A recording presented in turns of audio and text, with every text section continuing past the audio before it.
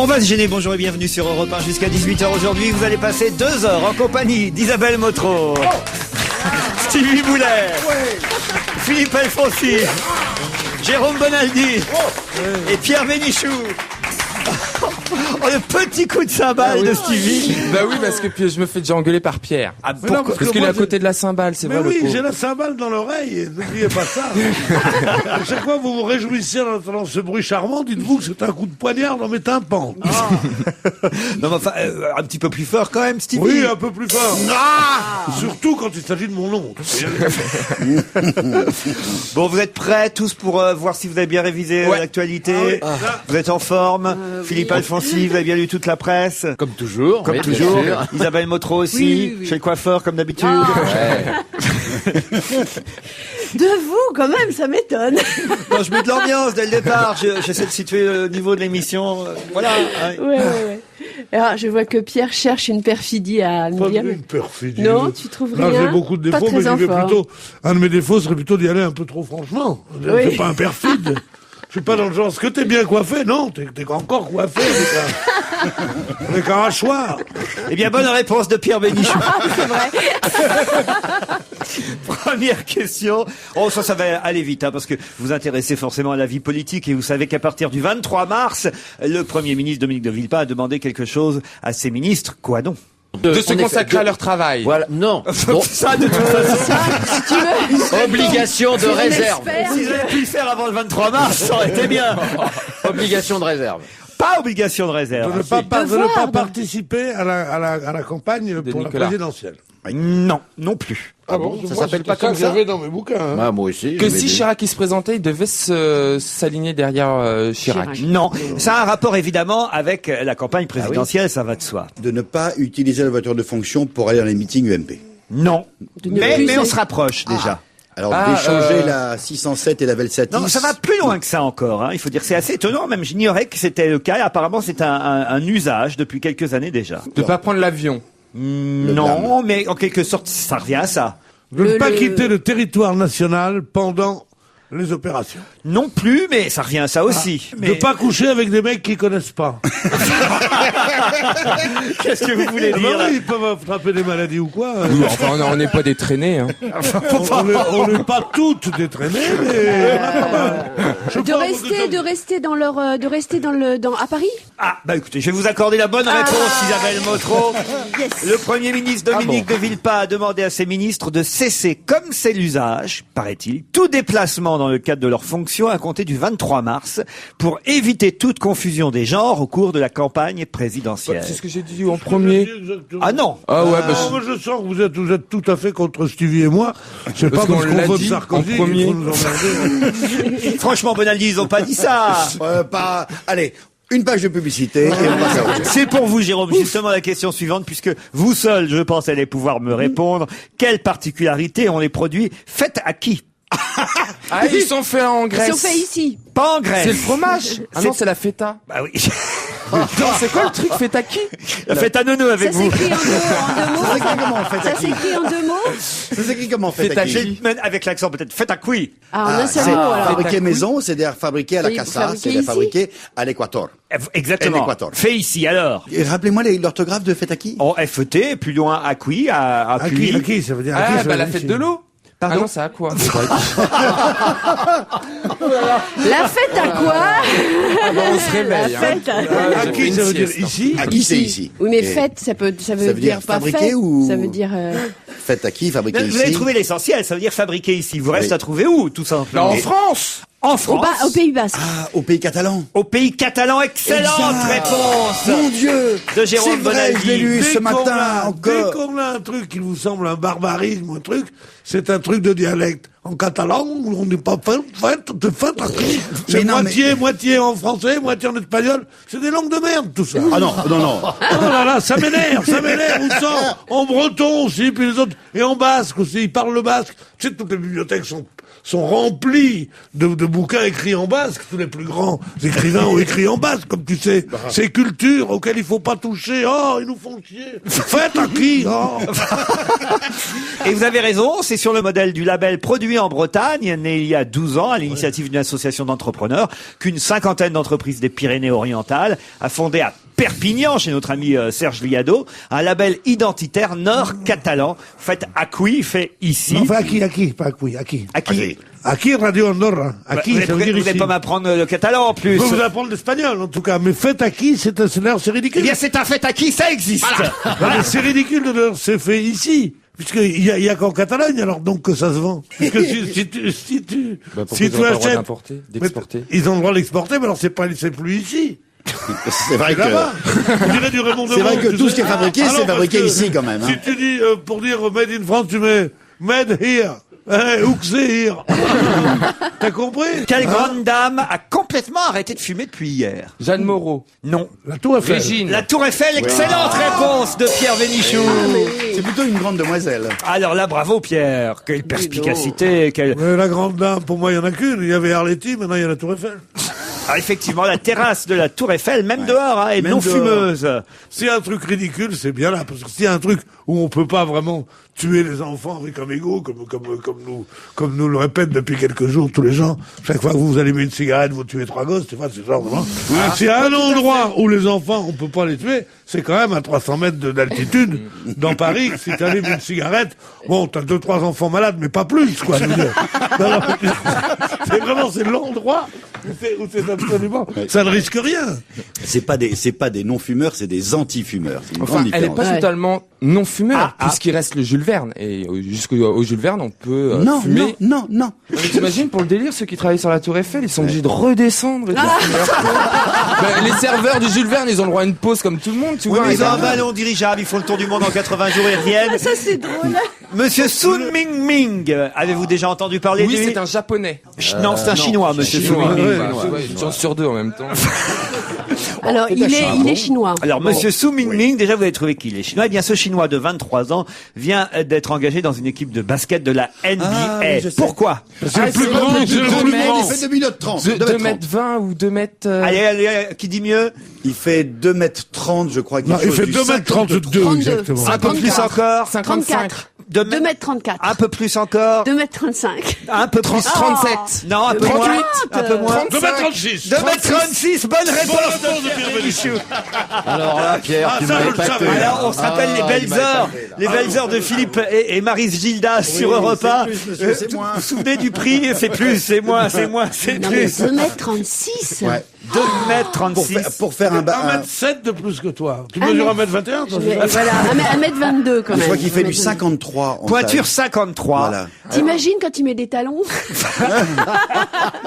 Et 160 kilos, il peut pas mettre beaucoup de talons, notez bien.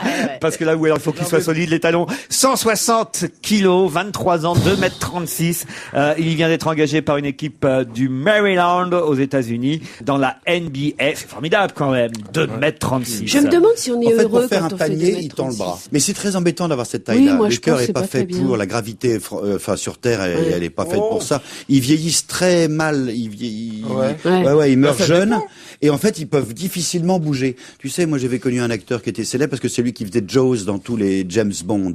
Avec il les était dents, immense. ses dents en Il est fer. crevé tout le temps. Faut qu'il s'assoie. Quand il tourne 5 minutes. Hop, après, il s'assoit tout le temps. Une autre petite question. On a vu dans les annonces du Figaro hier, annonce immobilière, Oh oui. cause déménagement petite Oui. couronne, Lou à Bercy, logement ministériel reconverti dans immeuble de standing, 193 mètres carrés, rare, situé dernier étage, vue unique sur Seine, prestations exceptionnelles, 4 chambres, 2 salles de bain, double exposition, terrasse, 2 parkings, colocation possible, 2500 € par mois.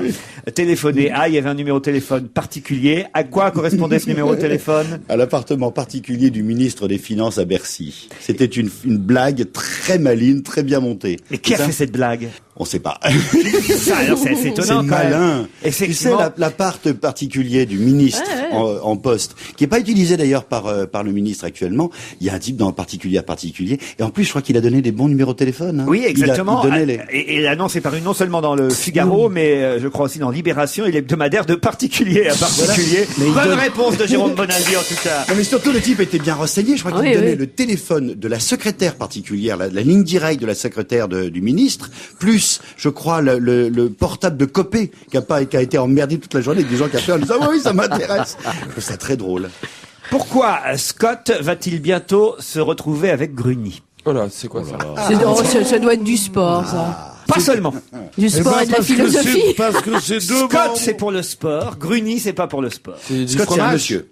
Alors, c'est pas tout à fait un monsieur. Bien sûr, il y a un monsieur, mais pas complètement. C'est une marque. Non plus. C'est pas une marque. Non. C'est un village, c'est une ville. Non. C'est pas une marque. Non. C'est pas une C'est quand même mascotte. 3 fois que je vous le dis que c'est pas une marque. C'est pas une mascotte, un chien. Ah, voilà. Alors là, bravo, Isabelle Motro. On Alors, une avance. mascotte. Scott Non, est une mascotte. C'est un C'est pas la animal. mascotte de Villurmine, la ville de Christophe à l'évêque, là. Ce qu'on... Montsolémine. Villurmine. Villurmine. Montceau-les-Mines. C'est pas la mascotte, un Sorti de chien. l'avenue Montaigne avec l'avenue Foch où il retrouve son chien. Stevie a retrouvé son chien, annonçons-le aux auditeurs. Bravo. Sa mascotte à lui. Eh bien, Scott est une mascotte, Gruny aussi. Et pourquoi ils vont se retrouver ensemble, le pauvre Scott et le pauvre Gruny? C'est pas une marque. Non. Alors, parce que les deux équipes vont être... Gruny était une mascotte aussi. Oui. Les deux équipes vont se réunir. Non. Il va y Est-ce que avoir... ce sont des J'ai animaux? dit que c'était à moitié sportif. Est-ce que ce sont Alors, des À animaux? moitié sportif. Alors moi. C'est-à-dire qu'un des deux est sportif, l'autre pas. Ah, Mais c'est un chien. C'est Scott, je suis sûr, qui est sportif. Scott est sportif. Voilà. Et Gruny, pas Gruny, du tout. c'est une marque. Vous connaissez Gruny? Oui, on n'est pas sportif pour dessous. Tu donnes un vélo et tu dis, oh, mais non, il y a longtemps, ça fait rien. Ça s'oublie pas, la bicyclette. Penses-tu, pas sportif du tout. Bah, pourtant, Gruny doit en faire du vélo pour tout le monde. Eh oui. Bon, est-ce que ce sont C'est des pas une marque. animaux? Bon. Alors, non, parce que Gruny je est connaissais une comme mascotte vélo, je connais publicitaire. plusieurs marques. Oui. Laurent, Qu'est-ce que vous connaissez comme marque de vélo? Ah bah je connais surtout le dérailleur, comment il s'appelait, le Sauvage le Jeune. Sauvage le Jeune. Eh oui, c'était le meilleur dérailleur. Mais vous êtes né dans le Bain-Joint, vous avez fait quoi vous? Mais Vous attends, avez joué à la poupée ou on quand n'est vous pas étiez né dans le môme? Bain-Joint, on Mais était nés 30 ans plus tard. Vous êtes des garçons, vous, quoi? Pour l'instant, Scott et Gruny attendent. Gruny. Mais ils attendent devant où, justement? Devant un magasin. Bah, devant un stade.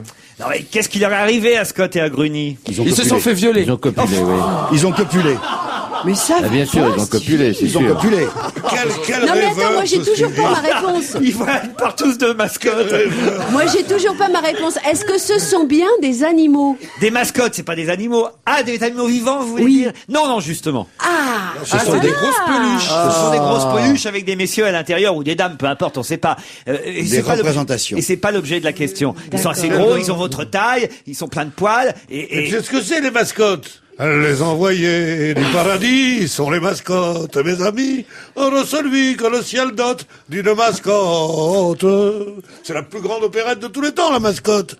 Mais vous jouiez à quoi? À la poupée quand vous étiez petit? On va se faire engueuler longtemps comme ça. Tu vas pas me dire Alors, que- attends, on tu vas va pas me dire que trouver. les gosses de 15 ans connaissent pas ça.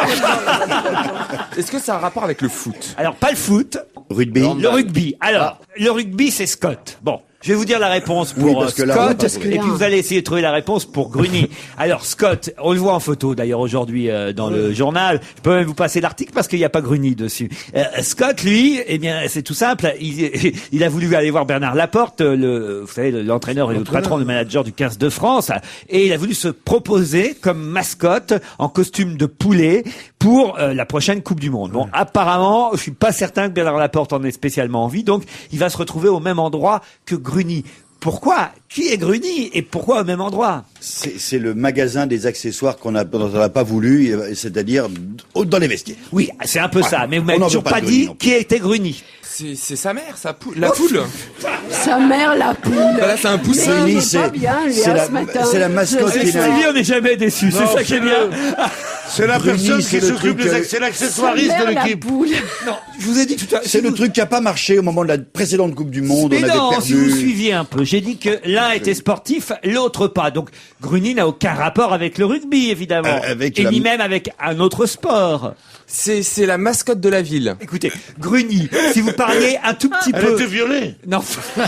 Encore. Elle est toujours très marquée. Il faut parler allemand. Il faut parler allemand, voilà. Bon, Gruny, c'est... Grün, ça veut dire quoi en allemand? Ça veut dire brun. Vrai, Pas du tout. Vert. Vert. Ah oui, Grunwald, oui, Grun.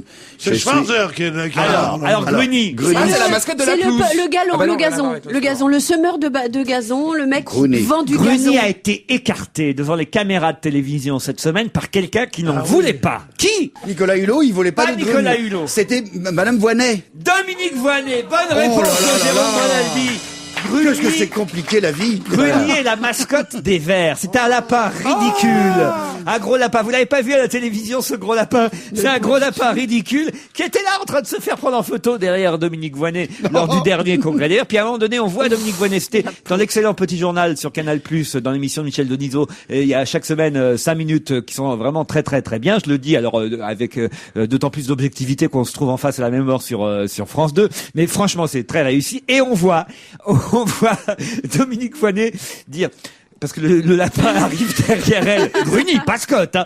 Le lapin arrive derrière elle et il veut absolument à nouveau. On l'a déjà vu 10 fois sur les photos. Il veut à nouveau encore. Et elle fait, ah non, pas le lapin! Non, pas le lapin.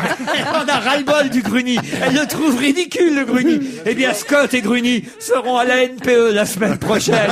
C'était ça la bonne réponse. Celui qui trouve ça, crois-moi, il peut aller chez Bouvard. Hein, parce que c'est trop dur pour nous. Ça. Bon, allez, un coup de cymbale pour il n'y a que les champions. Ruquier. Bravo.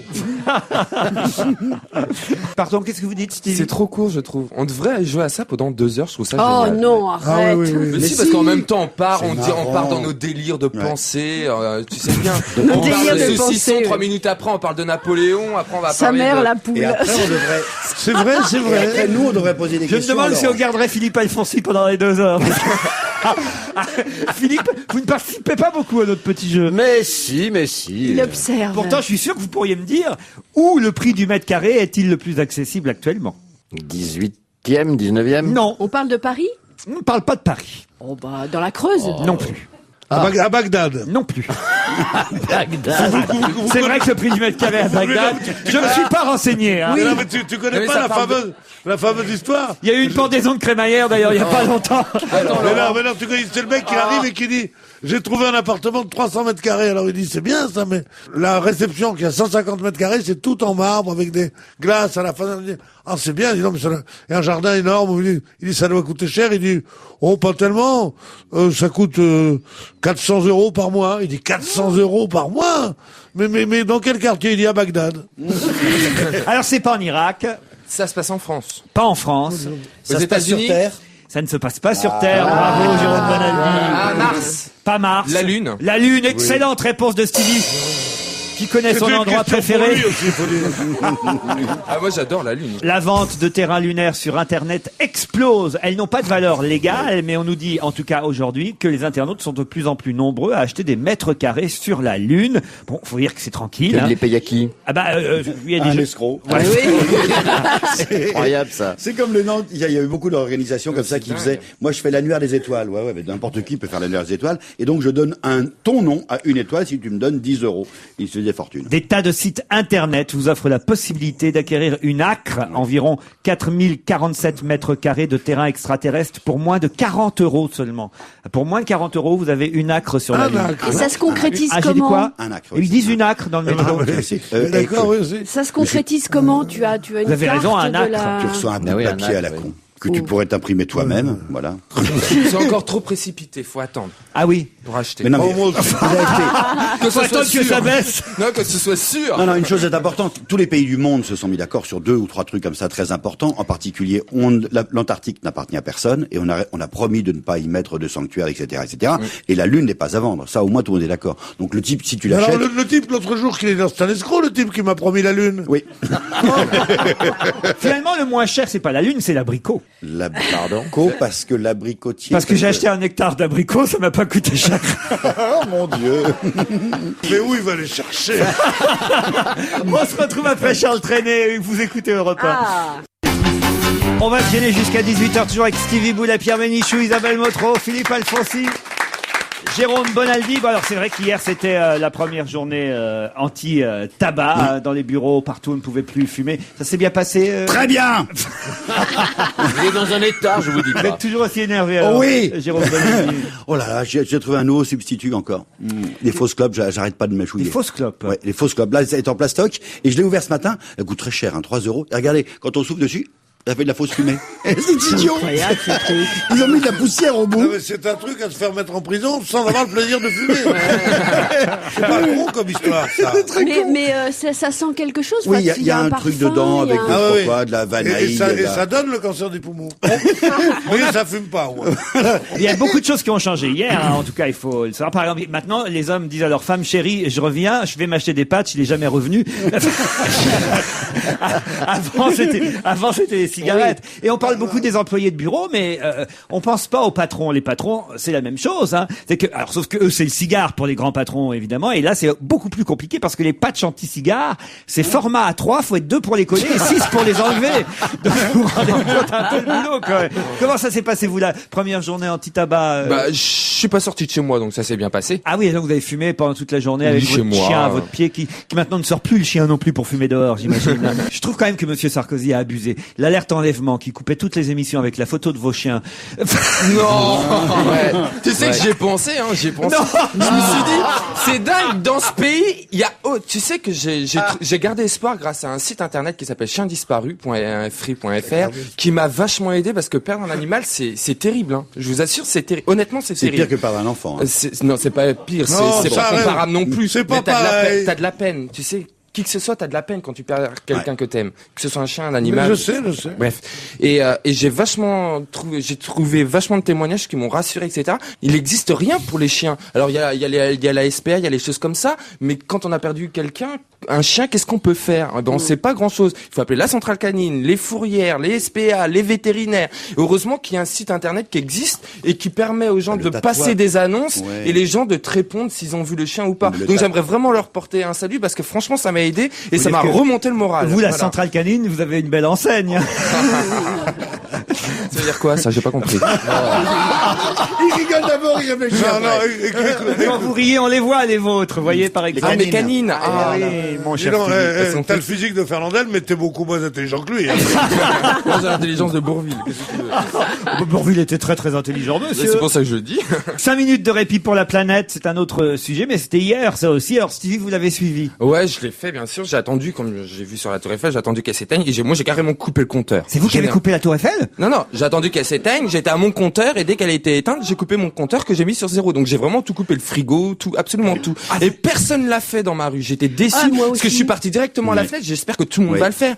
À ma surprise générale, l'Arc de Triomphe, il était encore allumé, la Tour Montparnasse, elle était allumée, Oh là, le c'était- Sacré-Cœur, il était allumé, le Concorde, Donc, tout t'as une derrière. belle vue, Mais tu- t'habites Oui, je où, me- toi? Ah mais moi je suis Incroyable. Il a tous les monuments de Paris autour Oui, de lui. c'est vrai. Mais où Je habites-tu? suis sur un nid Notre-Dame d'aigle. de la Garde à Marseille, totalement allumée. Non, quand même pas. Elle était Mais éteinte, justement, Je elle. vois tout Paris.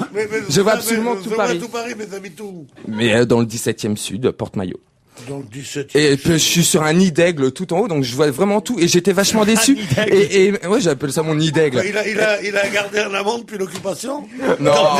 Il est à côté des antennes du Concorde Lafayette. Vous pourriez nous inviter tous à, quand même à dîner chez vous une fois. C'est trop petit, tu rigoles, toi. Je Je peux pas. En fait, il y a que des fenêtres. C'est il y a ma pas de surface. garçonnière. Non, c'est une garçonnière, c'est petit, Bah alors, on tu n'est vois. pas les filles non plus. C'est ma bagagerie. Non, alors franchement, j'ai regardé et personne ne l'a fait. J'étais trop déçu. Moi, j'ai fait ça J'étais aussi déçu. dans ma rue à Malakoff. Eh bien, Belle vue personne aussi, ne hein. l'a. Eh ben, je vois la Tour Eiffel de chez moi, figurez-vous. Si, c'est vrai. Eh ben, personne ne l'a fait non plus. Ouais, très j'étais déçue. trop déçu. J'ai fait franchement. ça avec mes filles aussi. Moi, j'avais prévu les lampes de poche et puis j'avais Alors des petites LED. Et puis, ben rien. Dans la rue. Appelez pas vos filles, Pareil. appelez pas vos filles les petites LED, pardon. Moi, j'ai voulu le faire. Et tu J'étais l'as pas dans un fait. tel état de nerfs hier soir que j'ai pas pu.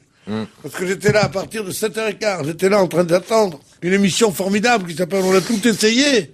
Et alors, ils l'ont supprimé à cause des handballeurs. ouais. C'était qui pour la bonne d'ailleurs ont cause. perdu. C'était Ils pour la l'ont- bonne Et non, alors j'attendais.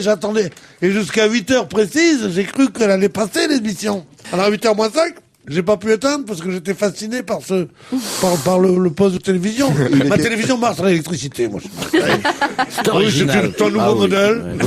C'est un truc qu'on fait. Il marche à l'électricité entièrement. Hein. Tu n'as rien à Non, faire. mais il faut faire comme moi pour économiser Ta belle-mère n'a pas à l'énergie. pédaler, rien du tout. La Qu'est-ce que tu télévision. fais pour économiser l'énergie, toi? Eh ben moi je ne m'éclaire qu'à la bougie et ça me fait lumière et chauffage. Je t'assure que c'est vrai. Ah, c'est vraiment Rien petit que dans chez mon toi, salon, alors. j'ai 121 bougies. Je sais pas si tu vois. Oh là Donc là. quand je les allume tout, ça me fait chauffage. D'ailleurs, il fait trop chaud, je suis obligé d'ouvrir les fenêtres et lumière. Hein, donc, Je vais te tu vois. casser ton kiff, c'est très mauvais les bougies. Ah oui, ça fume, Ah, ça. je m'en fume, fous. ça fait des J'adore composés ça. organiques volatiles. Ça Oui, mais fait... j'ouvre, j'ai des Velux aussi. Oui, d'accord. Ouais, bah donc oui. tu pollues la planète, c'est Ah ça. oui, j'ai un peu Ne de dis charbon pas avec qu'il ma a des voiture. Velux maintenant. J'ai des fenêtres et j'ai des Velux partout. Motorisé, tes Velux. 121 bougies, Je mon voudrais être les gens en bas de l'immeuble. Oh là Qui là. est ce taré qui a vu sur tout Paris et qui a 121 bougies chez lui? Non, mais 121 bougies sont au Mans, hein. Ils sont pas à C'est Paris. comment? Parce qu'il a deux domiciles, la vache. Il a Le Mans. Moi, tu sais, moi, je connais parce que les gens m'arrêtent beaucoup dans la rue en me disant, est-ce que vous pourriez nous parler de Stevie? Je dis, oui, hein.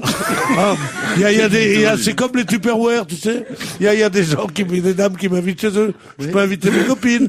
Alors, elles viennent à 7 ou 8, elles sont comme ça, elles Tu me fais des regardent. causeries, des causeries. Oui, alors elles me disent, dites-nous tout ce que vous savez sur Stevie. Je dis, non, je peux pas dire tout. Faites vos chapitres vous-même. Alors il y en a une qui me dit, par exemple, il voit les monuments de chez lui. Je dis, mais oui, rien qu'hier, il a vu la Tour Eiffel, les Invalides. Et à quelle heure il l'a fait? Ah, je dis, ah, ben là, je peux vous répondre. Il l'a fait entre 8h moins 5 et 8h. Parce qu'il voulait savoir si tout s'était éteint. Eh bien, madame, l'Arc de Triomphe était encore allumé. Non, Gilbert, tu le crois, ça? Mais non, mais tu rigoles, mais je trouve que franchement l'État aurait pu faire un effort, notamment en éteignant les lumières des rues. Bon, dans mais vous êtes pas fun, 5 minutes, c'est On n'est rien. pas fun. Tout Éteins Eiffel, les déjà, lumières des c'est- rues, mais les mascottes vont se faire violer. Non, mais moi je m'attendais à ce que Paris soit plongé dans le noir, et ben non, rien, il y avait de la lumière partout. Non, mais la c'est Tour Eiffel dégueulasse, était hein. éteinte, déjà, c'était pas mal. Le français n'est pas du tout civique, moi. La j'ai ville dit. de Paris aurait pu éteindre Oui. tous les monuments. ça Oui, aurait mais été, tu penses, ils ont d'autres choses à foutre, la ville de Paris. Emmerder les automobilistes, hein. Lise Macombe est au Palais des Sports ce soir avec Électricité en partenariat avec Europe 1. Dans son dernier album, elle nous propose une version rap de Owen the Saints. On va enchaîner jusqu'à 18h, toujours avec Isabelle Motro, Jérôme Bonaldi, Pierre Bénichou, Stevie Boulet et Philippe Alfonsi. Comme chaque vendredi, Philippe va nous parler d'un candidat à l'Élysée. Alors, on a déjà fait, je crois, Marie-Georges Buffet, Nicolas Hulot, si ma mémoire est bonne, Arlette Laguillet. Oui. Et on terminera d'ailleurs cette série, évidemment, par, pour l'instant, ceux qui sont en tête, Nicolas Sarkozy et Ségolène Royal, en tête des sondages. Il faudra voir dans quelques mois ce que cela donnera. Mais le candidat choisi aujourd'hui, c'est donc Philippe de Villiers. Oui, Philippe de Villiers. Faut se méfier de Philippe de Villiers. Parce que c'est un type bizarre, il avance masqué avec sa propre caricature. Hein. C'est une grande gueule et il donne comme ça l'impression que c'est un grand con aussi. Une grande gueule pour bien sûr flatter le travers national, hein, de toujours râler et gueuler, et puis un grand con pour essayer aussi de draguer tous les philosophes de bistrot, etc., tous les philosophes de comptoir. Bon. Mais c'est pas du tout ça, ce bonhomme. Il est très très étrange. Vicomte, hein, le vicomte Philippe le Joli de Villiers de Saint-Ignon, s'il vous plaît. Hein. Voilà, tout ça. Et une noblesse réelle qui remonte au XVIe siècle, en pleine Renaissance. Ça fait, non, c'est pas rien. Là, vous êtes en train de lui donner une voix de Stevie. Oh, toi, t'es cinglé. Et ce type qui avance masqué comme ça, avec une petite caricature de lui-même, c'est pas du tout ce qu'on peut croire. Il est ni couillon, ni tellement seulement grande gueule. C'est un type qui fait des choses. Hein, il a fait une chose tout à fait courageuse puisqu'il était contre la gauche. Il a démissionné alors qu'il était sous-préfet quand Mitterrand est arrivé au pouvoir. Et puis, quand il s'est retrouvé un peu dans la mouise, eh bien, il a monté une petite affaire comme ça qui marche très bien au Puy du Fou, en organisant un spectacle qui maintenant fait, je crois, quelque chose comme 1 million de spectateurs par an, etc. Et alors, ce qui est tout à fait rigolo, c'est qu'une fois que la gauche était au pouvoir, il y a eu une émission, je ne sais pas si vous vous souvenez, en 84, sur France 2, qui s'appelait Vive la crise, animée par Yves Montand, produit par Brognaud, etc., etc. Eh bien, qui on a pris en exemple d'une opération justement inventive, avec du culot quand il y avait la crise? Eh ben, Monsieur de Villiers, qui a été, on va venir, ce type-là, qui avait claqué la porte de la gauche, etc. Bon, il faut se méfier de ce type, parce que justement, là, ce préfet, sous-préfet en réalité, bon, avec son air imbécile, comme ça, qui défend qui a deux lances, hein, de croisée, c'est la croisade contre l'islam d'un côté, la croisade contre l'Europe de l'autre côté. il faut se méfier de lui parce que il est retors et malin pour tailler sa place entre Sarkozy et sa place entre Le Pen, parce que tout ce qu'il est en train d'essayer de ramasser le plus de voix possible entre Sarkozy et Le Pen. Vous savez, il me rappelle un peu ce que disait le dernier ministre de la Culture du tsar Nicolas II. Il disait à ma droite, il n'y a que le mur. Bon, et ben lui, ça serait un peu sa définition. À ma droite, il n'y a que le mur. Bon. C'est formidable. Bon, Ça. mais il faut se méfier parce que la droite qu'il défend est d'une vieille tradition française, catholique, réac, en effet, anti-islamiste, parce que ce monsieur, qui est de vieille noblesse, mais qui n'a quand même pas les noblesses de la croisade, eh bien lui, il commence sa croisade aujourd'hui contre les musulmans. Et en faisant ça, et en ayant derrière lui un papa pas tout à fait comme les autres, parce que son père était compagnon de la Libération, il s'est battu avec de Latte de Tassigny, c'était un vrai résistant, c'était un vrai combattant, il était aussi un petit peu OAS après, bon, bien évidemment, on est de droite, n'est-ce pas Pierre? Bon, voilà. Il était un petit peu secrète, alors. Mais ça veut dire quoi? Ça veut dire que par exemple, l'année dernière, quand le malheureux petit Ilan Halimi s'est fait assassiner, eh bien, Monsieur de Villiers s'est fait acclamer dans une synagogue par la communauté juive. Et voilà comment il se démarque, il se dédiabolise de Monsieur Le Pen. Hein. C'est-à-dire que lui, au moins, vous voyez, il n'est pas antisémite, il ne va pas dire des conneries sur la Deuxième Guerre mondiale.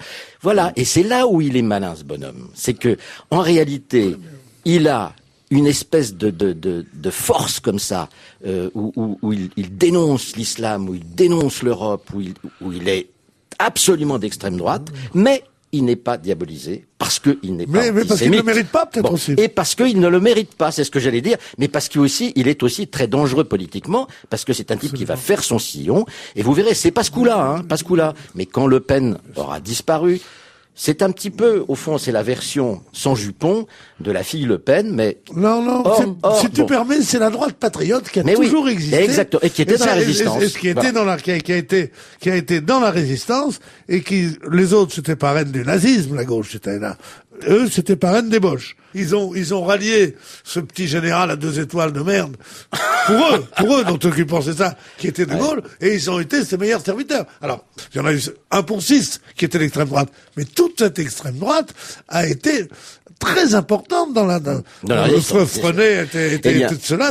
Et après ça, évidemment, comme ils s'étaient battus au péril de leur vie, ils ont été complètement de libération, ils ont tous les honneurs, et quand il s'est agi d'amputer le territoire national, ils sont arrivés là, ils ont été OS, avec, justement, les pires fachos, mais toujours dans ce truc de la France. Et lui, c'est exactement ce truc-là. Donc, ils sont beaucoup plus dangereux que les matamors, genre Le Pen, parce que ils veulent dire quelque chose, quand même. Bon, pour conclure, je veux dire, ce type-là, en effet, il faut se méfier parce que vous verrez, pas ce coup-ci, mais le coup d'après, c'est sans doute un monsieur qui va ramasser énormément, et à droite et à l'extrême droite, parce qu'il représente en effet cette tradition, parce qu'il est dédiabolisé, et parce que aussi, vous savez, on disait la semaine dernière, je sais pas si vous vous souvenez, on disait au fond, les communistes, au moins eux, ils ne se sont pas mis les mains dans le sang ici en France, alors que l'extrême droite, elle a collaboré avec les nazis, elle a livré les juifs. Sauf cette extrême droite-là. Oui, et vous verrez que cette extrême droite-là, elle est en train de remonter, de ressortir, et qu'il a des atouts, le bonhomme, et il est d'autant plus dangereux pour ça. Bruno Candidat ne fera pas partie de la liste des candidats dont vous parlerez pour l'Élysée, ainsi chaque semaine Philippe Alfonsi. Bruno Candidat, vous ne le connaissez peut-être pas encore, mais hier sur Europe 1, si vous avez entendu tôt le matin la rubrique Internet de Cathy Nivez, vous aurez entendu Bruno Candidat proposer ces différents discours qui ne sont pas tout à fait les siens, puisque ce sont les discours de Sarko, de Villiers, de Ségolène et de quelques autres que Bruno Candidat propose sur Internet. Vous êtes au téléphone, bonjour. Bonjour. Votre vrai nom, on peut le dire ? Oui. Alors voilà, Stéphane Bélanger, donc c'est vous. Et Bruno Candidat, alors comment est venue cette idée et qui c'est exactement ? Alors Bruno Candidat, c'est une espèce de politicien dans lequel tous les autres viennent se loger, quoi. Tous les candidats français. Et vous proposez d'ailleurs sur Internet, donc un mix de tout ça. Voilà. On peut écouter quelques extraits de ce que vous proposez ? Eh ben, je vous en prie. On commence donc par Monsieur Sarkozy. Mes chers amis,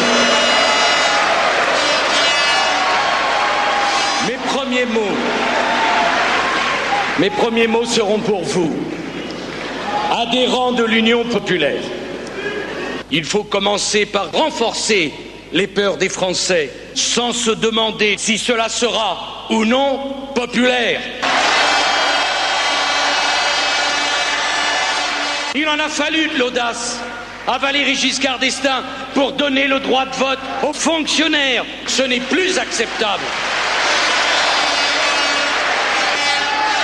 Je veux que nous soyons la formation politique la plus déshumanisée de France. Voilà la ligne politique qui doit être la nôtre. Entièrement truqué, hein, il faut le dire. Précisons-le. Évidemment, Bruno Candidat triche avec les discours des autres candidats et en fait un avec plusieurs, quoi. C'est ça. C'est ça, oui. Comment s'appellent les garçons qui vous aident à faire ça? En fait, on est à plusieurs auteurs et donc j'en fais. Et les autres personnes qui travaillent avec moi, ce sont Polémique, c'est la voix off. Voilà. Qui font ça, qui officient là-dedans depuis une bonne dizaine d'années sur Radio Béton. Alors, puisqu'on vient d'entendre Nicolas Sarkozy, on va aussi écouter Ségolène Royal, évidemment. Voilà. La France est dans une mauvaise situation. Elle est prise par une sorte de spirale dépressive. Et moi, je vais vous dire aujourd'hui, ce qui fait peut-être ma force, c'est que je crois que l'appel est quelque chose de très important, parfaitement concible. Quand je prends l'appel, je prends l'apparentement à beaucoup de poids, en effet, dans bien des domaines, par rapport à un enjeu essentiel, qui est celui de la cohérence, qui peut être très rapidement efficace. Quelle est l'ampleur de la tâche à accomplir? C'est de ne pas laisser planer un quelconque doute ou déformer mes propènes, mais au contraire, de leur tenir la parole de vériture, c'est-à-dire de leur parler avant comme après Sive, donc avec inquiétude. Alors que jusqu'à présent, je pense que rien n'est à casse, parce que je pense toujours à l'étape suivante, et c'est ça qui me porte en Afrique. C'est très réussi. Bravo. Quand j'ai entendu ça, je le dis, sur Europe 1 hier matin chez Cathy Nivet, je me suis dit absolument qu'on appelle le garçon qui fait ça parce que c'est trop réussi et trop drôle. Et puisque Philippe Alfonsi vient de tracer, comme il le fait chaque semaine, un candidat par vendredi, le portrait de Philippe de Villiers, vous avez aussi Philippe de Villiers en magasin. Voilà, oui. Écoutons-le. Écoutons-le. C'est qu'au moment où moi, j'hypothéquais ma maison, j'ai lu, de mes yeux, des dizaines d'expertises scientifiques entre la mort des abeilles par des produits hautement toxiques qui ont porté des promesses aujourd'hui trahies. Jusqu'où va-t-on? Moi, ça me fait froid dans le dos. Bon, je n'ai pas d'explication, je me pose la même question que vous. Et vous me pardonnerez de ne pas avoir de réponse, sauf à dire que le voyageur chinois est plus à l'aise en Orient qu'en Occident. Et tout à coup, je ne comprends pas pourquoi un petit caillou... Bon, moi ça me fait froid dans le dos. Tout ça entièrement truqué, hein, rappelons-le, précisons-le, mixé, remixé, retravaillé, redécoupé. Ça demande beaucoup de temps. C'est un travail d'horloger, quoi. Techniquement, c'est assez compliqué. Mais alors, c'est sur brunocandidat.com, Bruno Candidat attaché, santé à la fin de candidat, brunocandidat.com qu'on peut trouver ces quelques extraits. Oui, Jérôme. Avec un autre exploit, c'est que quand on se branche sur le net, on le voit, on vous voit, et vous faites du lipping, enfin, vous faites semblant avec la bouche votre bouche qui bouge en même temps que le texte, c'est génial. Voilà, on perd effectivement à la radio le visuel de ce monsieur. Alors, c'est vous, donc, qui proposez et surtout représentez Bruno Candidat. C'est votre visage que je vois là sur Internet. Oui. Et voilà. Et il faut expliquer que sur Internet, ce discours, effectivement, est fait en playback avec ce candidat qui n'existe pas, Bruno Candidat. Et par exemple, vous utilisez aussi la voix de Georges Marchais alors, peut-être que pour Stevie, vous savez. Georges Marchais, c'était celui qui représentait le communiste. Voilà, très bien. Le communisme. Bien. Non, mais c'est que c'est loin maintenant, Georges Marchais, pour les plus jeunes qui nous écoutent. Oui, mais en fait, j'aime bien regarder les images d'archives. C'est l'homme le moins obéi de France. Pourquoi? Il avait dit taisez-vous, El Kabbach, il n'arrête pas de parler. C'est très bon. Mais c'est vrai qu'il avait une grande gueule, Marchais, non? À chaque fois, il s'emportait sur les plateaux. Et même, il dit sans arrêt, parlons-nous. Tu vois un peu le Georges Marchais parlant. Alors voici Georges Marchais, version Bruno Candidat. Partout où il y a une misère à soulager, un droit à défendre, une revendication à défendre, les comices doivent être présents. Je ne peux pas vivre tranquille quand je sais qu'il y a des enfants dans la maison d'en face qui ne peuvent pas manger de fruits, qui ne mangent pas de fruits. Un communiste ne peut pas rester tranquille, les deux pieds dans le même sabot, comme on dit chez nous, quand on sait qu'il y a des jeunes qui ne mangent pas de fruits. Un communiste ne peut pas manger de fruits, qui ne peuvent pas aller au cinéma, au théâtre, qui ne peuvent pas apprendre le métier de leur choix. Tranquille, les deux pieds dans le même sabot, comme on dit chez nous, quand on sait qu'il y a cette situation. C'est presque vrai, vous n'avez rien... Je vois pas ce qu'il y a de drôle, là. C'est une profession de foi tout à fait... Vous n'avez rien touché, en fait, là. Un petit peu quand même, mais... Vous n'avez pas touché un rond, en tout cas. Peut-être raccourcir le mot communiste. C'est vrai qu'il avait tendance à dire oui, communiste. Enfin, vous dites le pied dans le même sabot, que c'est un petit, peut-être pas très approprié, mais tout le reste, c'est un peu ma vie. D'ailleurs, il faut que je m'en aille parce que j'ai des gens en face qui bectent pas, il faut que je leur apporte à quelque chose. Allez, tout ça, c'est sur brunocandidat.com. On vous remercie, on vous applaudit, monsieur. On se retrouve après le flash de 17h. On va se gêner sur Europe 1. C'est avec Laurent Ruquier.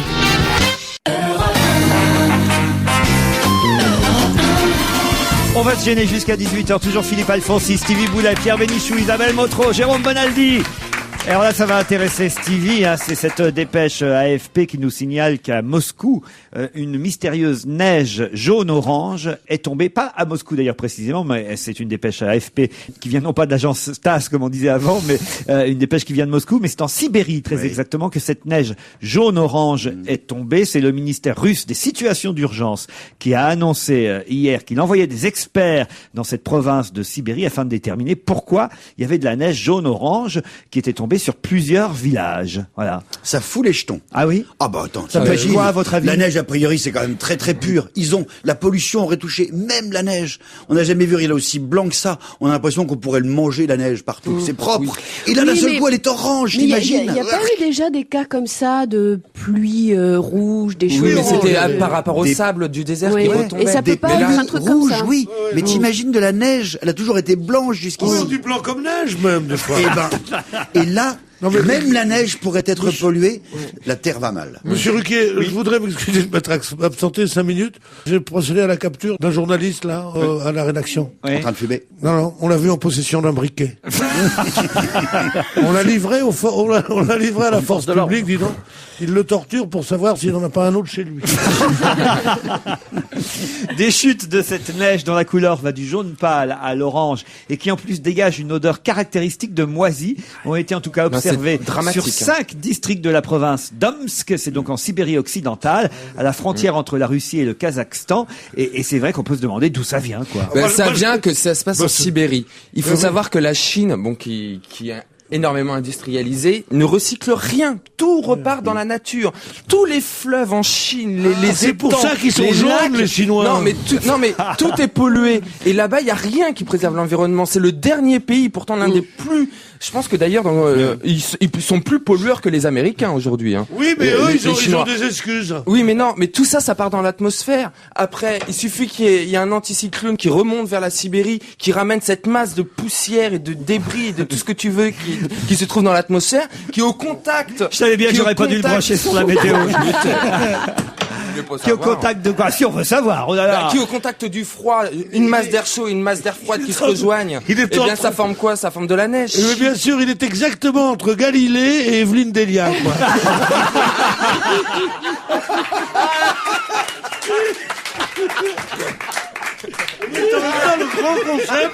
Le grand concept et le petit détail. Il est parfait, moi je te dis.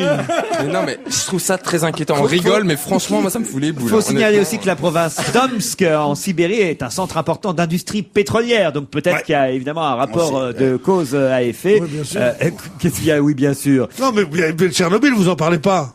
C'est loin, là, Tchernobyl, c'est quand même beaucoup plus à l'ouest. Ça dépend d'où que tu pars. Eh ben, quand on parle de la Sibérie, ça dépend, parce que ça se passe en Sibérie.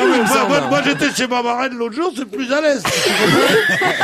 Ça n'a rien à voir, Non, moi, j'espère que cette neige jaune et pourrie va enfin tomber sur Megève, Chamonix, machin, Combloux, Stade, la Clusaz, machin, et qui vont plus nous faire chier avec leurs tartiflettes. Comment?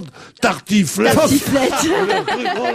Très tarifé, mais très tartiflette. Oui. C'est vrai que si ça tombait sur Davos, ça serait pas mal, ça ferait réfléchir. Sur Davos, oui, par exemple, quand ils font Davos, le congrès quand ils sont tous les chefs, là. Vous imaginez aussi l'impact sur la faune et la flore de cette neige? On sait même pas ce que c'est, ce qu'il y a dedans. Ça se trouve, tous les animaux sont morts. On ne sait absolument rien. En tout cas, Pas les bêtes. En tout cas, le ministère russe, qui est intéressé par cette pollution dans la région, a demandé aux habitants de ne pas utiliser la neige à des fins domestiques ou non, Pierre. J'espère qu'ils sont assez intelligents quand même. Ou techniques, et à limiter leurs déplacements à pied dans cette zone. On peut pas se déplacer à pied, ainsi que ceux de leurs animaux. Voilà, pour l'instant, il faut pas du tout en faire une exploitation à la maison. Tu peux plus faire une île flottante. Dans la neige, c'est dans quelle partie de la Sibérie, le Kamchatka? Pardon? À côté du Kamtchatka. Kamchatka? Omsk. Il connaît bien sa géographie quand même, hein, Steve. On peut dire que la Sibérie est vaste. Hein. Oh, tiens.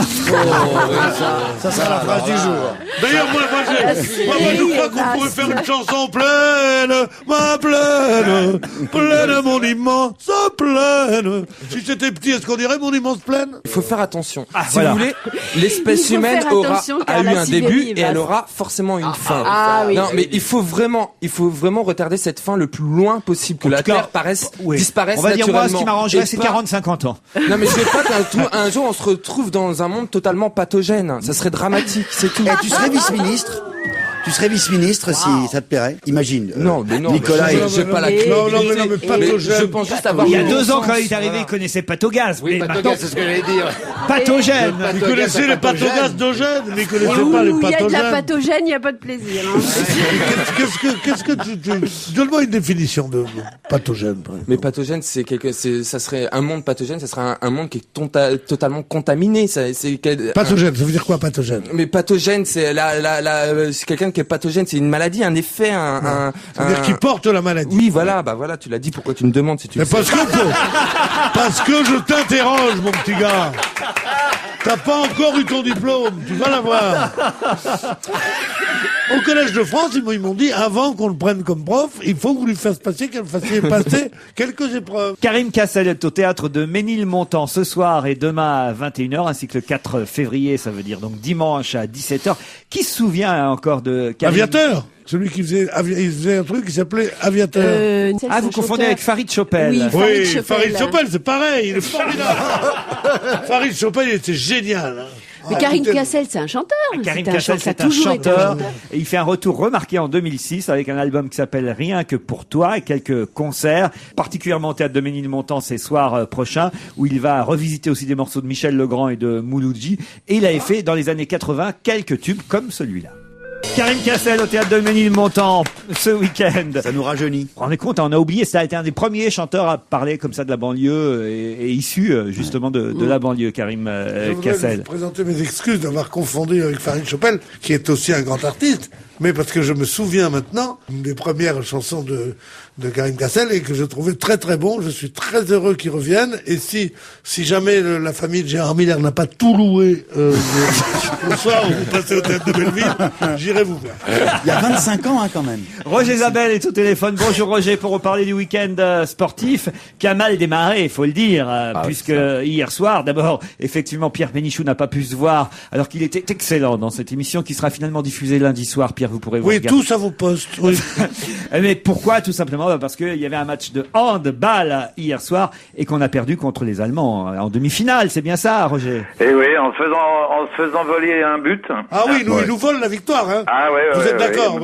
But refusé à Michael Guigou dans les arrêts de jeu pratiquement, enfin dans la prolongation, et bien ça a valu à l'Allemagne de se qualifier. 32-31, c'est vraiment un score serré, hein. Oui, il devrait y avoir des buts d'écart, je trouve. Extraordinaire, c'est un match d'anthologie pour le handball, et il y a même le demi-centre ce matin dans l'équipe, le demi-centre allemand qui déclare que effectivement la France a été défavorisée et l'Allemagne favorisée par l'arbitrage. Ah oui. Mais alors il dit comme nous les Allemands en 2001 au championnat du monde en France on a été défavorisés, comme ça fait match nul, la balle au centre et tout le monde est content. Il faudrait interdire toutes les demi-finales contre les Allemands finalement, quel que soit le sport. Oui, parce que ça rappelle de mauvais souvenirs. Ça ne nous réussit pas.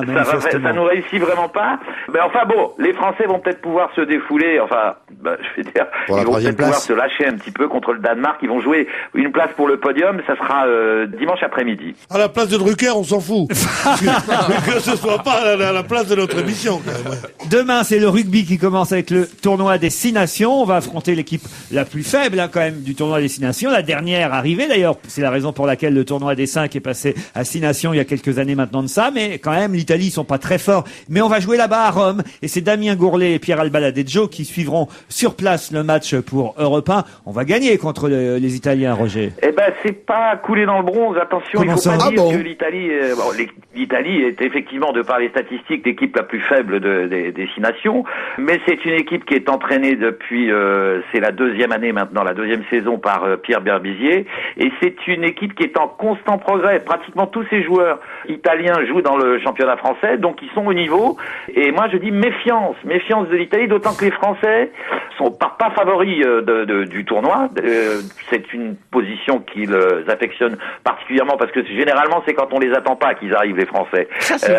Et Bernard Laporte va profiter de ce tournoi pour préparer la prochaine Coupe du Monde. Mais attention, les Italiens, c'est pas gagné d'avance. Isabelle Motro qui est là se méfie, méfiance. Méfiance des Italiens. Un peu de football aussi avec le championnat de France, évidemment, habituel. Quelques matchs intéressants. Lille-Nantes, par exemple, demain à 17h10. C'est Lionel Gougelot pour Europe qui commentera ce match. Puis à 20h, le multiplex avec Laurent Luyat. Il y a quoi d'autre comme match intéressant? Ah bah attendez, il y a dimanche, il y a OM PSG. Ah oui, mais ça c'est dimanche. Ah oui, soir. oui, d'accord. Oui. Alors donc mais c'est le match le plus important, vous avez raison, du week-end. Oui, OM PSG, vous vous rendez compte. L'OM qui vient d'éliminer Lyon, c'est la 3e défaite consécutive de Lyon en championnat et en coupe. 3e défaite consécutive, donc on commence à s'inquiéter un petit peu du côté lyonnais. Et puis ça a été, vous vous souvenez, bien entendu, l'élimination de l'OL par l'OM la semaine dernière, enfin cette semaine, en début de semaine. Du ski alpin aussi ce week-end? Oh bah là, du ski, alors là, pour faire plaisir à Pierre, là, du ski de neige, enfin du sport de neige et du sport de glace, va y en avoir tout le week-end. Avec demain matin, on commence avec les championnats du monde de ski nordique et de ski alpin en Italie, en Suède, en Pologne, avec du biathlon, du ski alpin, le super G messieurs au championnat du monde, du combiné nordique et même de la luge. Voilà, championnat du monde de luge, ça c'est à suivre sur Eurosport. C'est bien à regarder la luge. Ah, c'est rigolo, mais c'est moins impressionnant que le squeletton. Le squeletton, c'est encore pire parce que, vous savez, en luge, ils ont les pieds devant, ils sont sur une piste comme une piste de bobsleigh, et ils ont les pieds en avant. Mais il y a une autre discipline qui s'appelle le squeletton, qui est un truc de fou, où là, ils ont la tête en avant et les mains posées le long de la luge, vers l'arrière. Donc, s'ils tapent avec la tête en premier, quoi. Quelle horreur. Et Pierre, il y a aussi le foot américain, la finale de Super Bowl. Ah oui, alors ça, c'est un événement absolument incroyable. Et vous en avez été. Miami. C'est France 2 qui va le retransmettre. Ça se déroule à Miami, donc dimanche, dans la nuit de dimanche à lundi, dimanche soir un peu tard, ouais. Le Super Bowl, si vous voulez, c'est la grande finale qui oppose les deux vainqueurs des deux championnats, celui de l'Ouest et de l'Est.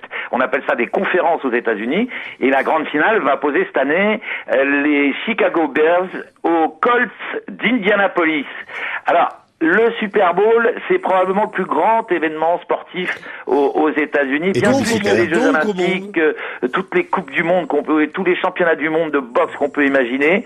Et même ceux qui ne comprennent rien au football américain regardent le Super Bowl. D'ailleurs, pour ceux qui ne comprennent pas, si vous regardez dimanche soir, sachez que c'est simplement un jeu de gagne-terrain où l'on progresse de 10 yards, enfin de 10 mètres en 10 mètres, on va dire, pour atteindre un embut. Voilà, le but de l'opération, c'est ça.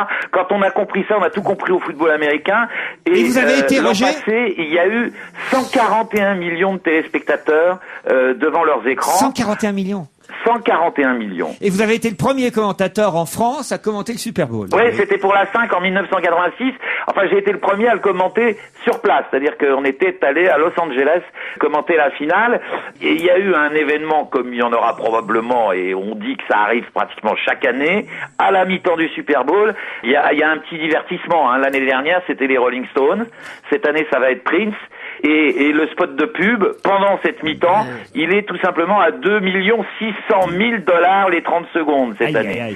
Et on dit que lors de cette mi-temps du Super Bowl, la consommation électrique monte à faire sauter les compteurs parce que tous les Américains ouvrent en même temps leur réfrigérateur pour reprendre des bières et que le niveau des égouts monte également à déborder parce qu'ils vont tous en même temps aux toilettes pour éliminer la bière qu'ils ont bu dans la première mi-temps. Et c'est à la finale du Super Bowl qu'il y a quelques années, 2 ou 3 ans de ça, Janet Jackson avait montré un sein, ça avait fait un scandale. Que les Américains ne sauraient voir. Bon, en tout cas, ce sera sur France 2, effectivement. Et puis sur Europe 1, beaucoup de sport ce week-end aussi, avec le football. Évidemment, on sera aussi sur place pour Marseille, Paris Saint-Germain à 21h dimanche soir. C'est François Claus qui suivra le match en fil rouge dans le Tout Info. OM PSG 21h avec François Claus sur Europe. Merci Roger Isabelle. Allez, je vous embrasse. Je vous embrasse. Moi aussi, à vendredi prochain. Il y a autre chose que vous pouvez faire, c'est après le week-end, ce sera lundi soir, et là je vais prendre au téléphone une comédienne que vous connaissez bien, Pierre Bénichou, elle s'appelle Annick Allan, elle a été votre belle-maman sur scène. Annick Allan, bonjour. Bonjour. Vous êtes Annick Allan, coprésidente de l'Union catholique du théâtre et de la musique. Et pour ceux qui sont à Paris lundi soir, enfin plutôt lundi après-midi pour être très précis, de 15h à 20h, au théâtre de Paris qui se trouve rue Blanche, un très grand théâtre, il y a une fête où on va pouvoir rencontrer des tas d'artistes. Oui, il y a d'abord les écrivains du spectacle, c'est-à-dire que les comédiens, danseurs ou musiciens qui ont écrit un livre dans l'allée. Cette année, nous avons Marc Villalonga, Bernard Giraudot, Jean-Pierre Pierremondy, Nicole Croisy, Michel Galabru, Francis Huster, entre autres. Françoise Dorin, Jean-Pierre. Voilà. Des tas de personnalités sont annoncées qui vont dédicacer leurs livres. Leurs livres. Et puis, on a des comptoirs, bien sûr. Il y a un buffet. Le champagne est très bon. Les pâtisseries aussi. Il y a une brocante où on vend des objets et des vêtements et des boutiques, des livres neufs et d'occasion, des partitions musicales et des places de théâtre. Vous pouvez pas savoir, Annick, à quel point ça m'émeut d'entendre ta voix. Ah, je suis heureux, Pierre. Alors, moi, c'est vrai parce que on a été partenaires avec Annick. Elle a été, tout le monde dit, ils ont été gentils avec toi. C'est-à-dire qu'on a tremblé ensemble. C'est toi qui a été gentil, pas les autres. Oh non, J'espère non, c'est pas vrai, c'est pour faire rire que je dis ça. Tout le monde a été très gentil, d'ailleurs. Mais toi aussi, t'étais très gentil à tes heures.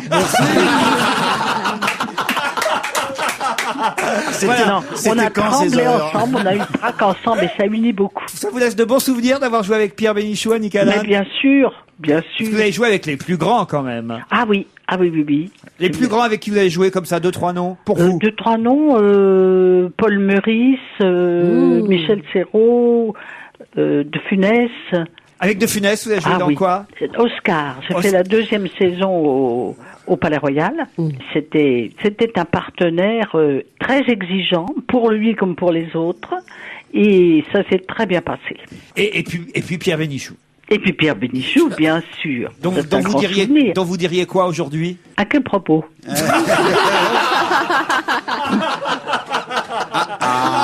C'est très joli. Elle est géniale, Annick Allan.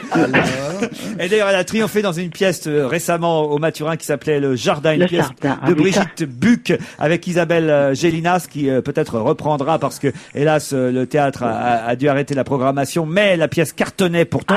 C'est tellement dommage d'arrêter. On était bourrés, ça fait mal de s'arrêter. Et oui, d'arrêter une pièce qui cartonne. Et en tout cas, une pièce qui se joue avec Marc Fayet, Isabelle Gélinas, Cécile Rébois, et Le Jardin est une pièce de Brigitte Buck qui se rejouera peut-être à Paris et vous pourrez aller applaudir Annick Allan. Mais en attendant, vous pourrez tout savoir sur Pierre Bénichou en allant interroger Annick Allan elle-même lundi entre 15h et 20h lors de cette fête annuelle de l'Union catholique du théâtre et de la musique et surtout faire dédicacer les livres de nombreux artistes qui sont sur place. Et les bénéfices sont versés directement à notre service social. Parfait. C'est-à-dire que les copains un peu en panne, ils peuvent un peu avoir des encouragements matériels. Voilà, pour Pierre Bénichou qui est un peu en panne en ce moment.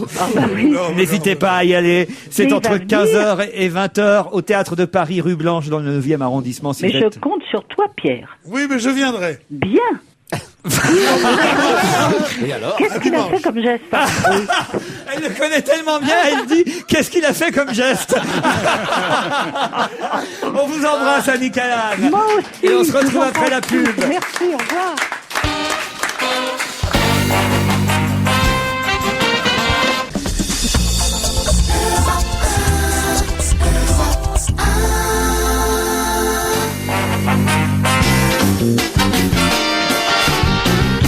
On va se gêner, toujours. Philippe Alfonsi, Stevie Boulet, Isabelle Motro, Pierre Bénichou, Jérôme Bonaldi et Serge Liado. Bonjour Serge. Bonjour Laurent, bonjour à tous. Alors, aujourd'hui, de qu'est-ce que c'est quoi qu'il s'agit? Dont auquel à propos. Voilà. Vous savez, d'habitude, je fais une chanson flash à partir de l'actualité. C'est pour ça que je suis un peu paumé, moi, voilà. Voilà, l'actualité n'est pas toujours très drôle, hein. Alors, aujourd'hui, pour une fois qu'on a une bonne nouvelle, Stevie a retrouvé son chien, on est tous heureux. Et avec mon camarade Arnaud Crampon, qui fait partie de l'équipe, on s'est dit que ça serait peut-être bien de faire une mini-comédie musicale autour de ça. Waouh. Stevie a retrouvé son chien. Voilà, exactement. Et puis, c'est vrai aussi que on n'a pas des moyens illimités, alors j'ai essayé d'incarner plusieurs personnages en moi tout seul, y compris le narrateur. On a fait ce qu'on a pu avec les moyens du bord. Le Harley de Stevie par Serge Léado et Arnaud Crampon. C'est ce pauvre Stevie qui a perdu son entre la porte Dauphine et la lisière du bois. L'animal a eu peur et il a disparu à cause d'une femelle qui est venue lui flairer le... On a sur Europe 1 donné son signalement, passé au peigne fin plusieurs arrondissements. Vous avez pas vu Harley, c'est un dévié du Tibet. 6 jours que personne n'a vu son Harley, non personne. Tout d'un coup Stevie sursaute, y a le téléphone qui sonne.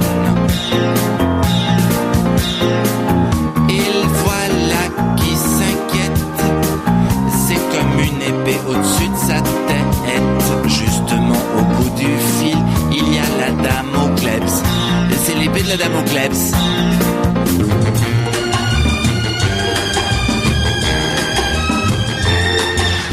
Devant ma loge, je l'ai vu pêcher votre cabot. Où que je travaille à Pneufos, concierge, c'est mon boulot. Je lui ai dit, va faire plus loin tes besoins. Bien sûr, elle a rien compris, il parle que tibétain. C'est mon mari qui a reconnu la bestiole, le chien de Stevie, je suis là qui passe au guignol. Il m'a dit si on le rend pas à son père Sarkozy, nous reconduit à la frontière. Tiens, voilà votre chien, mais ne dites rien à vos petits copains de la police. Non, non, c'est pas la peine, j'ai pas besoin de pourboire. Vous parlez pas l'espagnol non plus. Bravo, bravo Serge Léado. Génial.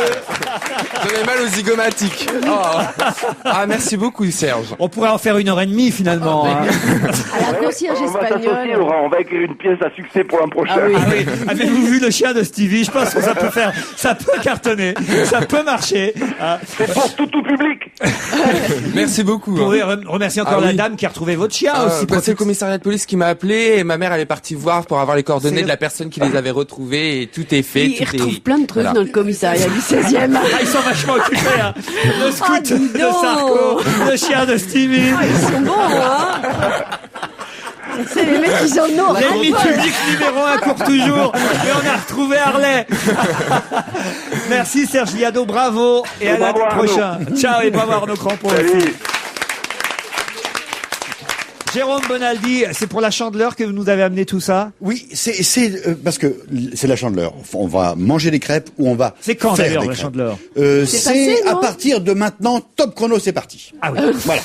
C'est décidé. Mais il n'y a pas de date, tous les moyens sont bons pour faire la fête. Non, l'idée, elle est, profitons de la Chandeleur pour faire un peu la fête. Et il y a plein de produits qui viennent de sortir, qui sont malins et intelligents par Tefal, parce que ça s'appelle Tefal Kids, mais surtout qui sont. Mais attendez, on est libre ici, donc on a le droit de citer les marques. Non, mais la Voilà. Tefal, moi je suis spécialiste de la Tefal. Ah oui. Votre mari rentre du bureau, il est fatigué. Il n'y a rien à manger ici, il dit. Et vous vous dites, oh non. Puis tout d'un coup, vous voyez votre Tefal. Et vous mettez votre poêle Tefal sur le feu. Pas de beurre, pas d'huile, pas la moindre petite goutte d'eau. Vous simplement vous cassez vos 2 œufs dans la Tefal. Et à ce moment-là, il restera toujours un peu d'alcool. Hop, un drop de bénédictine, et vous apportez à votre mari 2 œufs bénédictine grâce à la Tefal. Merci, monsieur. On a toujours ça. On sent que vous y êtes très attaché, vous, au moins. Là, c'est un truc malin, c'est toujours le même système. Ça n'attache pas, la Tefal. Ça n'attache Ça n'a pas changé, d'accord. Non, ça n'a pas changé. N'essaye pas de parler plus de 2 minutes d'affilée, Jérôme. Alors, vous y allez Donc, là? il y a une. Vous nous en faites des crêpes? Oh, bon, je vais vous le faire. Ah bah oui, enfin franchement, on a installé tout un matériel. J'aurais chauffé. Jérôme Bonaldi va nous faire des crêpes en Ah, c'est direct. très joli, c'est orange avec des dessins. Oui, ça vient de Mais on dirait Sibérie. du plastique. C'est de la pâte à crêpes qu'on a trouvée en Sibérie. C'est magnifique. Elle est froide, là, je l'ai fait tout à l'heure. Mais l'intéressant, c'est que ça, c'est les gamins qui font. C'est pas monsieur qui travaille pour madame qui travaille pour monsieur. Il y a un truc de pâte à crêpes avec des petits dessins rigolos dessus. Et les gamins eux-mêmes mettent la pâte à crêpes et ça fait des mini blinis, des mini crêpes avec des dessins rigolos. Il y a un monsieur qui a un clown, il y a une étoile de mer, des trucs comme ça. Voilà. Alors, si ça vous plaît pas, il y a la fontaine à chocolat. Succès assuré. La fontaine à chocolat de Tefal, c'est tu mets de la danette dedans, après ça dégouline. C'est combien par Tefal, toi? Et alors, tu mets de la danette, j'ai rien reçu de danette, et les enfants, ils mangent des fruits. Et c'est bien de manger des fruits. Et j'ai rien reçu des fruits. On se lève tous pour...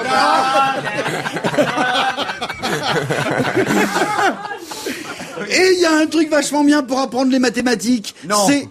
Pour apprendre un peu la chimie, c'est la machine à faire des barbes à papa. Moi, j'en ai eu. Et c'est vachement bien parce que les gens, ils se demandent, mais comment ça se fait? Le nombre de fois où tu te dis, putain, si j'avais une machine à faire de la barbe à papa. Ouais. Que d'ennui en moins t'aurais. Ouais. Parce que tu fais des maths. Parce que, non, la physique. Parce que tu mets du sucre cristal. Surtout, mettez bien du sucre cristal, sinon ça se bouche. Voilà, faut des gros trucs. Et ça fait des fils. Comment se fait-il que le sucre fasse des fils? Et c'est vachement bien. Tu les colores un peu, on en voit maintenant un peu partout. Alors, J'en ai une aussi pour tout vous dire. Ah oui? T'as une machine à faire la barbe à papa? J'ai une machine à faire de la barbe à papa à la campagne. C'est bien, hein. Et il m'est arrivé une fois d'en faire. Et alors? C'est le genre de matériel que tu utilises une fois, mais ça fait plaisir. Mais fais plein d'enfants, tu verras, tu l'utiliseras tout le temps. J'essaye. Et enfin, la machine mais comme il y a deux barbes à papa, ça marche pas.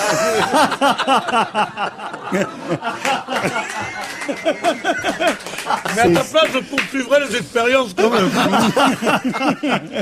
On se retrouve après la pub pour parler du livre de la semaine. L'élégance du hérisson. Laurent Ruquier et toute sa bande, jusqu'à 18h sur Europe 1. Parlons-nous.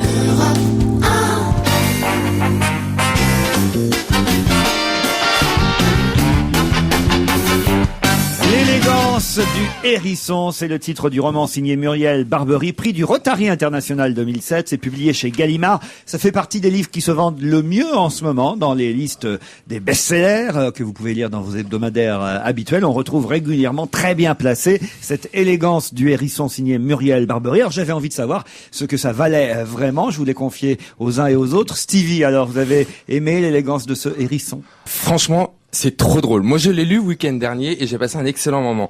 Alors, l'histoire, c'est une histoire typiquement parisienne. Ça se passe à Paris, au 7 rue de Grenelle. Il y a un bel immeuble, assez bourgeois, 8 appartements, et il y a la concierge qui est là, qui s'appelle Renée, et l'histoire se passe autour de la concierge, en fait. Cette Renée Michel, donc ça fait 27 ans qu'elle est concierge dans cet immeuble. Alors elle est pas aimable, elle est plutôt moche, elle a une haleine de phoque, enfin bref, elle a tout rien pour elle. De mammouth. Alors cette femme, elle est très cultivée, elle a une passion pour la littérature russe. D'ailleurs, elle a appelé son chat Léon en hommage à Léon Tolstoï. Donc enfin voilà. Et à côté de ça, il y a une petite fille qui s'appelle Paloma. Il y a deux narratrices en fait. Il y a une petite fille qui s'appelle Paloma, qui a 12 ans, qui est, elle, très intelligente aussi. Et en fin de compte, ces deux femmes se retrouvent dans un immeuble où il y a que des gens bourgeois, donc droite, gauche caviar, il y a un député, il y a un critique gastronomique qui habite dans l'immeuble, enfin vraiment la haute société. Et enfin bref, ces deux femmes sont malheureuses, elles sont plutôt chacune isolées, mais au fur et à mesure du livre, eh bien, elles vont se rendre compte de plein de choses, c'est génial, je sais pas comment dire. Mais en fin de compte, on voit l'évolution des personnages et il y a plein de choses qui arrivent, notamment le Japon. On apprend plein de choses sur le Japon. On apprend plein de choses sur tout. C'est d'un livre où on apprend une multitude de choses. À quel point que les trois premières pages, t'es obligé de prendre le dictionnaire pour comprendre certains mots. Parce qu'il faut dire que Muriel Barbery, elle utilise des mots, mais que moi j'ignorais l'existence totalement. Donc rien que pour ça, merci madame. Voilà. Isabelle Motro. Oui, alors effectivement, c'est la rencontre de deux personnages complètement qui devraient pas se croiser. Et finalement, il se passe pas énormément de choses dans ce livre. Hein. C'est une histoire de rencontres, d'évolution de personnages, c'est vrai. Et ce qui est un plaisir, en fait, c'est le style. Alors, il y a un peu d'affaîtrie dans le style. Hein. C'est un petit peu un peu. Je m'écoute écrire de temps en temps, c'est vrai. Mais moi, ça m'a bercé cette façon de détailler les choses, de voir. En plus, c'est très habile parce que à la fois il y a cette concierge de 54 ans qui est une dissimulatrice totale, c'est-à-dire qu'elle joue les concierges et elle est absolument une femme extrêmement raffinée passionnée, en plus une autodidacte, donc elle a vraiment un regard sur les choses qui n'est pas du tout celui qu'elle montre. Et le regard de la petite fille de 12-13 ans, il va dans le même sens, c'est-à-dire un peu celui du désespoir, mais il est très différent. Et elle arrive, Barberi, à passer d'un point de vue à un autre, et ça, moi, ça m'a vraiment plu. Et puis c'est truculent parce qu'il y a plein de personnages qui vont passer dans la vie de ces deux femmes. Il y a plein de situations comiques, il y a une espèce de sarcasme en permanence. Moi, ça m'a beaucoup touché aussi. Tu rigoles et tu pleures. Pierre? Non, moi je trouvais ça très bien, parce que c'est vrai que c'est bizarre la littérature quand même. Excusez-moi, mais c'est quelque chose de vieux comme le monde. Prendre un immeuble en coupe et montrer comment, au premier étage, il y a le bourgeois, au deuxième... Là, c'est pas du tout ça. C'est globalement... comme l'a dit très bien Stevie, un peu cette société parisienne, qu'elle soit de droite ou de gauche, surtout dans cet arrondissement, la rue de Grenelle, dans le 7e, tout ça, assez chicose, comme ça. Et puis, il y a une concierge qui joue à la concierge, qui dit dès les premières pages, une pipelette comme moi, vous n'en avez jamais vu.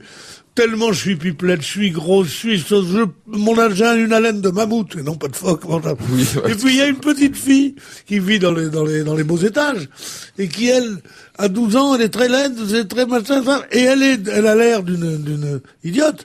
Et en fait, c'est la plus intelligente, la plus cultivée. Et comment ces deux personnages vont se croiser? Tout ça, on en a vu en littérature 1000 fois. Ça pourrait être loupé, ça pourrait être nul.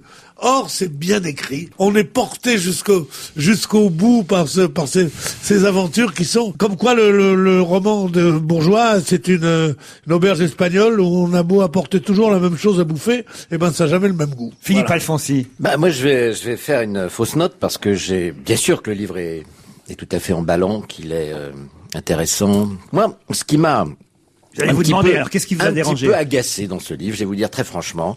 D'abord, c'est une espèce de critique systématique de tout ce qui est intellectuel, de tout ce qui est philosophique. Bon, on explose tout par désespoir, parce qu'au fond, c'est un livre assez désespéré derrière. Mais les profs de philo, Barberi, donc en même temps... Bon, oui, mais voilà, j'explose la pensée occidentale pour valoriser la pensée orientale. Bon, très bien, pourquoi vous allez loin.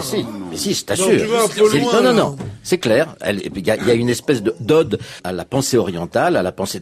Pourquoi le personnage, l'ex machina de ce bouquin, c'est le japonais qui arrive, et qui va faire se rencontrer la jeune fille et la concierge. Bon, et d'une certaine façon, moi, ce qui m'a vraiment agacé, c'est cette espèce d'avalanche de culture qu'on vous resserre à travers ces deux personnages. Il y a une espèce d'affectation, là, vraiment quelque chose de... J'ai moi aussi un grand amour pour Tolstoï, j'ai un grand amour pour Dostoïevski, mais qu'on me donne un cours de virgule pendant 1 page et demie à travers Dostoïevski, ça me pompe un peu. Excuse-moi, ça me pompe, ça m'agace. Bon, qu'on m'explique le jeu de Go, fort intelligemment d'ailleurs, comme je l'avais pas compris. Le jeu de Go. Bon, ça c'est bien, mais je veux dire, tout est comme ça. Je veux dire, on a une avalanche de choses. Que par exemple la rencontre. Alors, un des grands moments du livre, c'est le moment qui m'a le plus touché, c'est quand en effet le japonais détecte l'autodidacte, l'intelligente chez la concierge. Sur une phrase, qui sont les 2 premières phrases d'Anna Karénine. Bon, et ça c'est formidable. Mais voilà. À la fois c'est formidable, mais quand ça devient systématique, c'est agaçant. Et moi, ça m'a un petit peu pompé cette espèce d'avalanche de culture qu'on vous resserre à tous les niveaux. Et puis cette position un petit peu désespérée du livre où on va se réfugier, très à la mode, on va se réfugier dans une pensée orientale parce que vraiment cette pensée occidentale aujourd'hui c'est de la merde. Bonaldi. Je vais le vendre différemment. J'aime pas la littérature, ça me fait chier les bouquins. Voilà. Il y a beaucoup de gens qui nous écoutent en ce moment qui n'ont pas lu, qui ne lisent pas. Ça m'emmerde les romans. Alors, à tous ceux qui étaient comme moi jusqu'à hier encore, lisez l'élégance du hérisson, ça va vous remettre avec la littérature. Moi, j'adore cette histoire, parce que il est gros, certes, mais comme c'est 2 histoires différentes. Il y a 2 personnages, d'ailleurs, il y a 2 typos différentes, hein. C'est pas la même police de caractère. J'aime sans arrêt les allusions à, et sans le dire, quand elle gueule sur la phénoménologie. Je trouve ça rigolo. Quand elle fait 3 pages sur les virgules, ou bien sur l'importance des portes coulissantes par rapport aux portes qui se ferment, ou sur les toilettes toilettes japonaises. Rien qu'à cause des toilettes japonaises, dont je suis le spécialiste mondial, rien que pour ça vaut le coup. Il y a un petit peu de nihilisme et il y a un petit peu de situationnisme dedans. C'est beau comme du Van Eygen ou comme du Guy Debord, et c'est quelquefois beau comme du Schopenhauer. Alors, en gros, on est quelquefois nihiliste. J'adore. Ça, tu serais pas un peu comme la concierge? Un peu un télo, ouais. Mais c'est marrant, attendez. Comme la concierge. Tu ne lis jamais. La nénette. Et tu nous parles de Schopenhauer et machin. Tu nous prends pour des bourgeois du 7e ou quoi? La nénette qui a 12 ans. Vous seriez pas un peu pathogène? La nénette qui a 12 ans, la petite Paloma, elle est surdouée et elle le cache, elle dissimule. Ouais. La concierge, elle est la reine de la philosophie, de la grammaire. Elle connaît rien, elle connaît tout sur les peintres hollandais du 17e. Et elle se cache, elle se dissimule. Il y a un mec qui arrive, un japonais, il la détecte. Et ce récit à 3 voix, moi étant le 4e, je trouve ça plutôt bien fait. L'élégance du hérisson, c'est signé Muriel Barbery. Vous nous avez en tout cas, même s'il y a quelques réserves du côté de chez Philippe Alfonsi, vous nous avez en tout cas donné vraiment envie de lire ce livre et on peut comprendre. Avec une encyclopédie à côté. Et on peut comprendre pourquoi. Et on peut comprendre pourquoi il cartonne actuellement et qu'il est dans les meilleures ventes. Vous confirmez le succès de ce livre, L'élégance du hérisson, Muriel Barbery. C'est chez Gallimard. On se retrouve dans un instant avec Monique Pantel. Laurent Ruquier, on va se gêner, 16h-18h sur Europe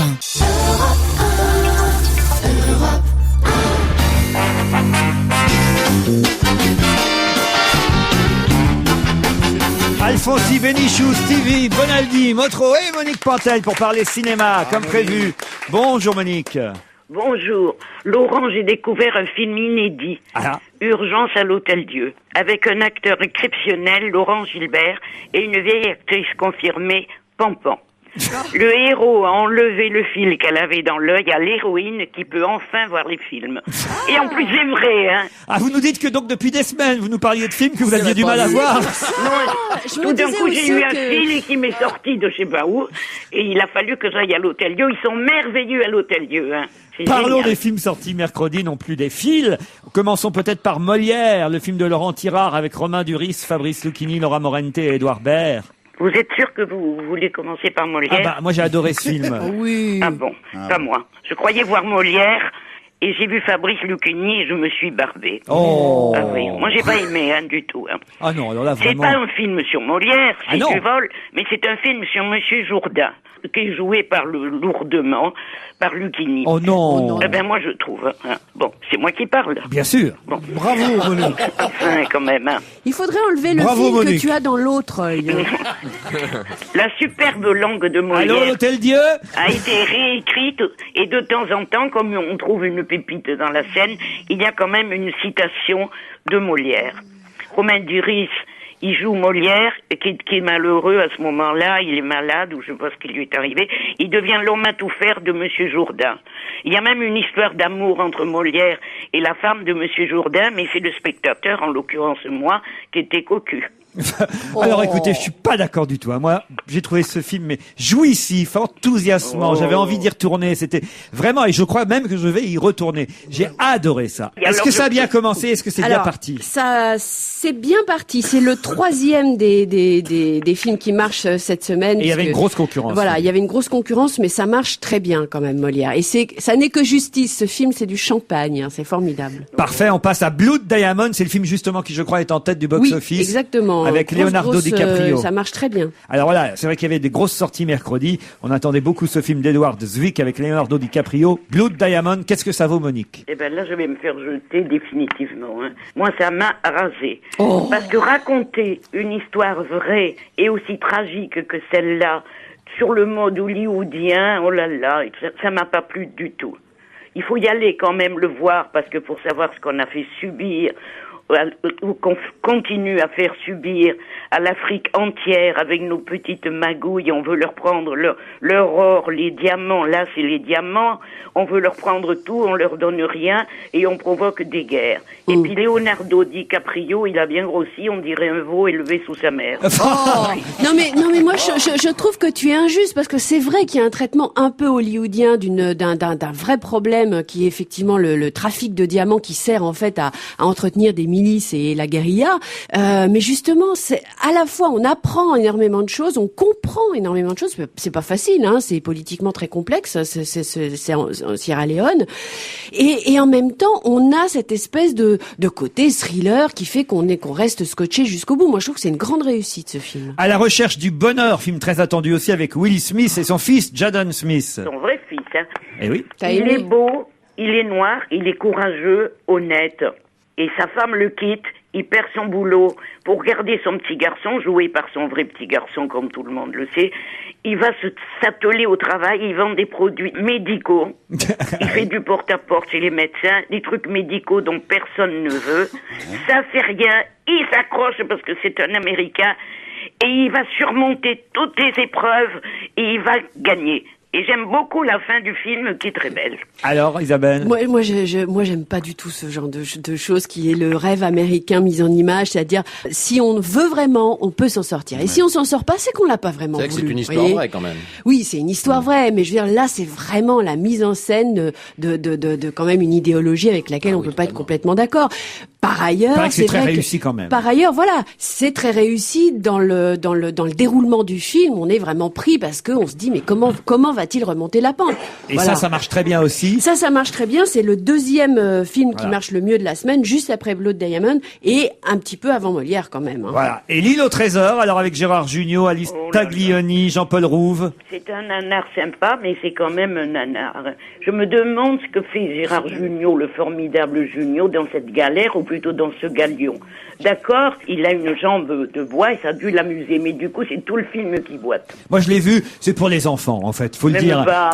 C'est un film pour emmener les gosses au cinéma, voir L'île au trésor. Voilà, c'est vraiment, effectivement, c'est pas mieux que ça, c'est pour les gosses, un film familial, on peut dire. Ça marche pas, ça, hein?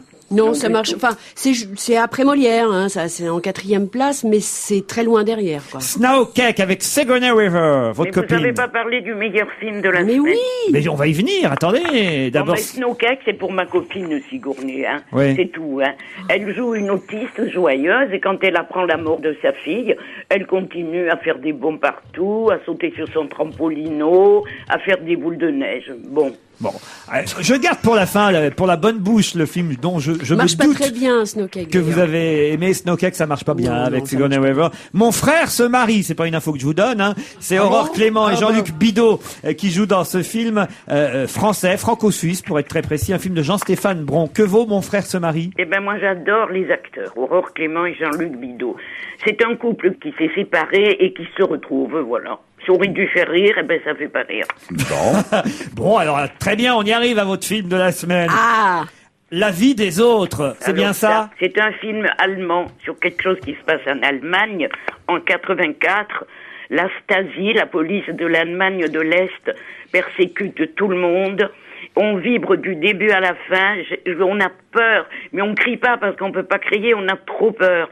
C'est la tyrannie que fait régner ce régime épouvantable. Et donc il y a un écrivain qui est très gentil, il fait de mal à personne, il est bien vu par le régime, il a malheureusement pour lui une maîtresse ravissante, une actrice très angoissée. Et du coup, un ministre gros et immonde qui désire cette jeune femme fait écouter, vous savez, fait espionner avec des micros l'auteur. C'est un film magnifique, c'est un film vibrant, c'est un film parfait, extrêmement bien joué, extrêmement bien écrit, lui, extrêmement bien mis en scène. C'est une perfection. Isabelle a l'air évidemment d'accord. Ah oui, moi je suis complètement d'accord. Je trouve que c'est un film bouleversant et ce qui est particulier, c'est que ça raconte quand même un truc vraiment spécial, c'est-à-dire une écoute, comme tu l'as dit, d'un couple au moment de la Stasi, qui est vraiment quelque chose de très loin de nous. Et en même temps, ça touche vraiment à tout ce qui fait mouvoir les hommes et les femmes, c'est-à-dire le courage, l'engagement, l'art, l'amour, jusqu'où on peut aller par amour, jusqu'où on n'ose pas aller. C'est vraiment un film bouleversant. Et ça a besoin d'aide au niveau des spectateurs. Alors ça a besoin d'aide parce que il est effectivement en 5e position dans le début de de la semaine. Mais malgré tout, il se maintient bien pour un film qui n'a pas énormément de salles. Mais il faut y aller quand Le même. bouche à oreille devrait fonctionner. 4 films, on va dire, à retenir, même si les avis sont divergents. Il y a quand même 4 bons films qui sont sortis mercredi. La vie des autres, dont on vient de parler, ce film allemand magnifique. Blood Diamond avec Leonardo DiCaprio, parce que c'est quand même très réussi. À la recherche du bonheur, une comédie américaine, certes, mais Will Smith et son fils sont prodigieux dans ce film. Et aussi Molière, parce que Romain Duris fait une performance exceptionnelle d'acteur dans le rôle de Molière. Et que Lucchini, Édouard Baird, Ludivine Sagnier, qu'on n'a pas cité, et Laura Morente, magnifique, s'approprie le texte et le langage de Molière, ainsi que le texte des scénaristes qui ont su s'adapter justement à ce langage de l'époque. Ils s'approprient tous ces comédiens de façon formidable, tout ça. Donc 4 films, allez au cinéma, courez-y. Ce week-end, il y a de quoi faire. Et si vraiment les gosses vous emmerdent, vous les envoyez voir L'île au trésor. Dans la salle d'à côté. Voilà. Et il y a une conclusion à tirer de tout ça. N'allez surtout pas au cinéma quand vous avez des problèmes de santé, n'est-ce pas, Monique? On se retrouve vendredi prochain. Et nous lundi à 16h, bien sûr.